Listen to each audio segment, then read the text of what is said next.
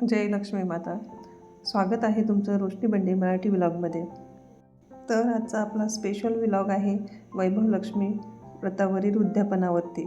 मार्गशीर्ष महिन्यातील पहिले शुक्रवारपासून मी व्रताला सुरुवात केली होती. तर काल शुक्रवार होता, उद्यापनाचा दिवस. तसं सांगायचं झालं तर मला पूजाविधी खूप आवडतात. पूजाविधी केल्याने घरातही प्रसन्न वातावरण राहतं आणि आपलं मनही शांत राहतं, डोकंही शांत राहतं. तसंच लक्ष्मी मातेच्या आशीर्वादाने व्रत पूर्ण झालं, कोणताही अडथळा न येता. इथं मी 11 शुक्रवाराचा संकल्प केला होता. कोणी 21 करते, कोणी 51 करतात, कोणी 101 करतात. मी 11 शुक्रवारचा संकल्प केला होता. तर आज होता माझा 11वा शुक्रवार.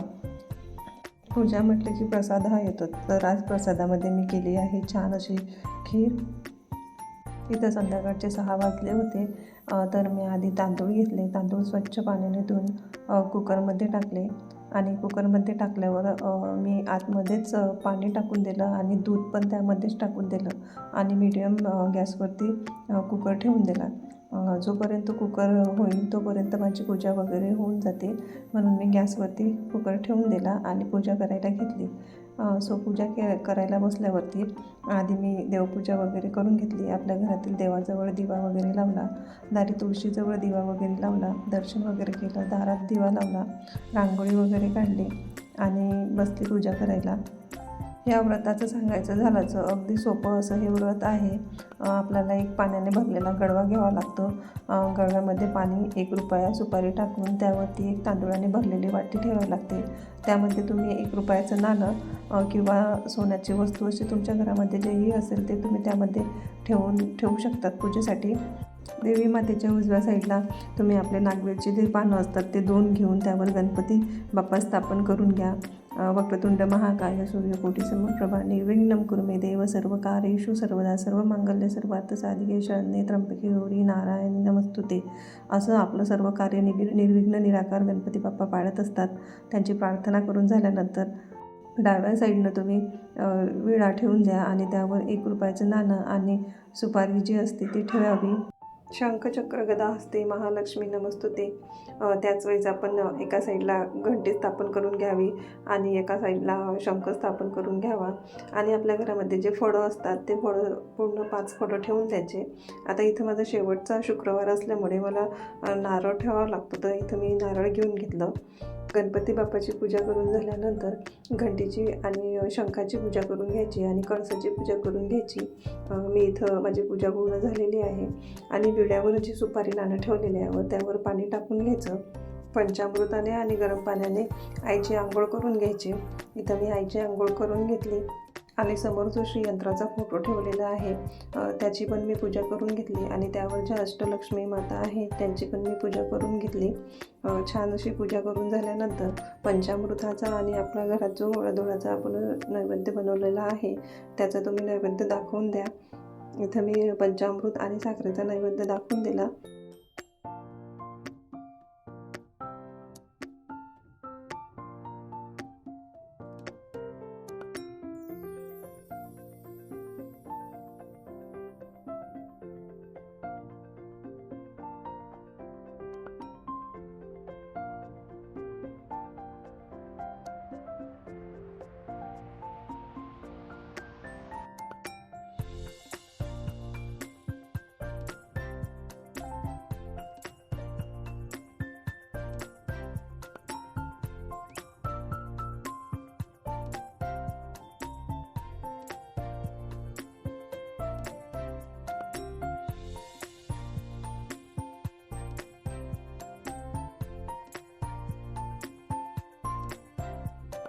नैवेद्य दाखवून झाल्यानंतर मी श्रीसूक्ताचा पाठ करून घेतला आणि श्रीसूक्त वाचन झाल्यानंतर पुस्तकामध्ये जे लक्ष्मी अष्टक किंवा जे मंत्र आहे त्यांचं पण मी पाठ करून घेतलं. पाठ आणि मंत्र उच्चार झाल्यानंतर परत आपण हातावरती पाणी घ्यायचं 2 वेळा आणि त्या नारळावरती सोडायचं, जेणेकरून आपलं व्रत जे आहे ते सफल झालं असं त्यांनी सिद्ध होते. मी जेव्हा छोटी होती तेव्हा माझी मम्मी करायची. मी 7वीपासून या व्रताला सुरुवात केली. मधात जे अडथळे आले असतील त्यावेळीच माझे झाले नाही, पण मी रेग्युलर दरवर्षी हे व्रत करते. 21 किंवा 11 माझ्याच्याने जेवढे झाले तेवढे मी करते. इथं परत मी पुस्तकामधून अष्टलक्ष्मी दर्शन घेऊन घेतलं आणि छान असं व्रत सफल झालं. चला तर मग आता करायची आरती. तर आरतीसाठी मी ताट तयार ठेवलेलं होतं. आरतीसाठी फुलवात वगैरे पेटवून घेतली आणि गणपती बाप्पाची आणि महालक्ष्मी मातेची अशी छान आरती करून घेतली. आरती झाल्यानंतर माझा नैवेद्य बाकी होता. जोपर्यंत आपली पूजा विधी आणि आरती होते तोपर्यंत कमी गॅसवरती छान असे खिरीसाठी आपण तांदूळ लावलेला आहे कुकरला. ते छान असे मऊसूत होऊन येतात. छान अशी पूजा संपन्न झाली. पूजा झाल्यानंतर घरामध्ये एक प्रसन्नच वातावरण निर्माण होतं. आपण खिरीसाठी जे कुकर लावलेलं होतं छान असा आपला तांदूळ शिजून आला आणि कुकरही झालं. आता त्यामध्ये मी चवीनुसार गोडधोड जसं लागते तशी त्यामध्ये साखर टाकून घेतली आणि कमी गॅसवरती ठेवून दिलं कुकर. थोडे मी ड्रायफ्रूट क्रश करून ठेवले होते खिरीमध्ये टाकण्यासाठी. तर इथं मी एका गॅसवरती कढई ठेवली आणि त्यामध्ये भरपूर असं तूप घालून खोबरं खीस आणि आपले जे ड्रायफ्रूट बारीक केलेले होते त्यांना परतून घेतलं. आणि खिरीमध्ये थोडी पातळ पाहिजे होती म्हणून त्यामध्ये मी गरम पाणी करून घातलं. म्हणजे आपल्याला जेवढी पातळ घट्ट लागेल त्यावेळेस आपण करू शकतो. छान असे ड्रायफ्रूट रेड कलर येईल तोपर्यंत होऊ दिले. आणि खिरीमध्ये टाकण्यासाठी वेलची लागते तर वेलची कुटून घेतल्या.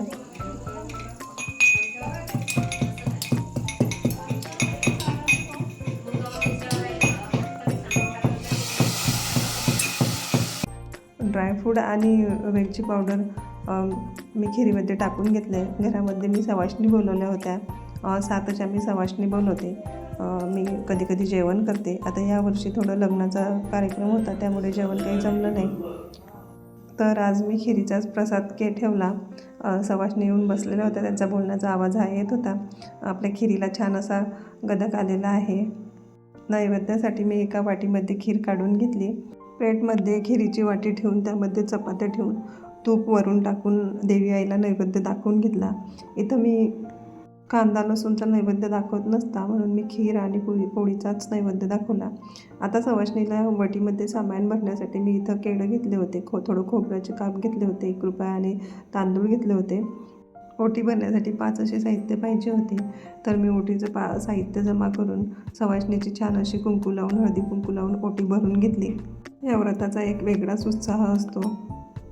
माता महालक्ष्मी माता अशीच कृपा सगळ्यांवर राहू द्या. सगळ्यांना सुखी आणि निरोगी राहू द्या, हीच तुमच्या चरणी प्रार्थना.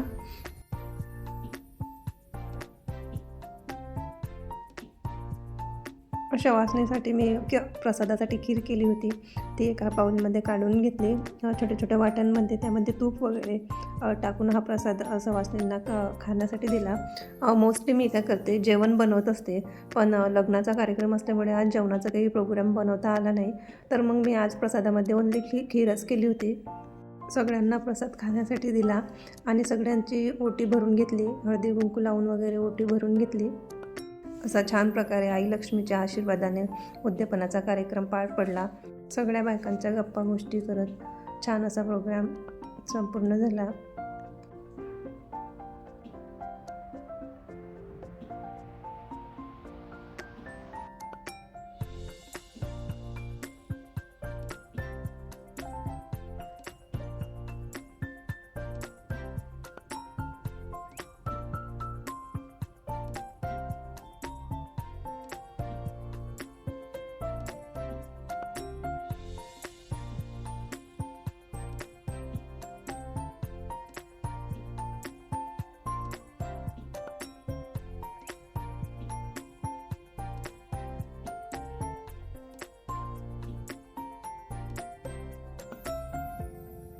तुम्हाला आजचा व्हिडिओ कसा वाटला कमेंट करून नक्की सांगा. अशाच नवीन व्हिडिओ पाहण्यासाठी चॅनलला जोडलेले राहा.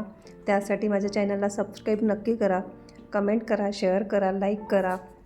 असेच तुम्हाला गावाकडचे व्हिडिओ आवडत असतील, गावाकडील परंपरा, पूजा विधी, पारंपरिक पदार्थ. चला तर पुन्हा भेटूया अशाच एका नवीन व्हिडिओसोबत. तोपर्यंत जय लक्ष्मी माता. आणि हो, मस्त खा आणि स्वस्त राहा. धन्यवाद. पुन्हा भेटूया अशा एका नवीन व्हिडिओसोबत. तोपर्यंत बाय बाय.